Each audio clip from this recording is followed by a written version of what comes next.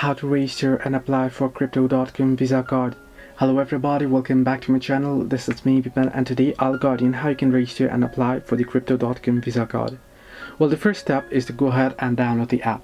You can simply head over to Play Store and on the search bar searching for Crypto.com, and once you do so, you can download it and create an account once you install it. Once you do so, you may need to verify your email and such. Once you have verified your email, the next step what you can do is you can complete your KYC verification as well. Once you have done every single step, you can choose your card tier from the available option on the app. You can review the available card tiers and select one that suits your need.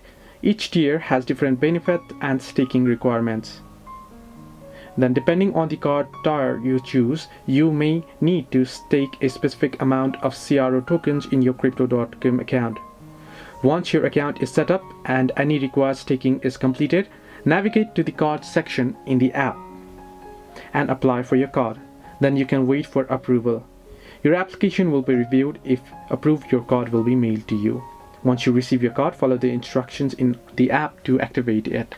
If you don't get the option in the app, you can simply head over to your browser and search in for Crypto.com Visa card, and you shall see the apply now option right here.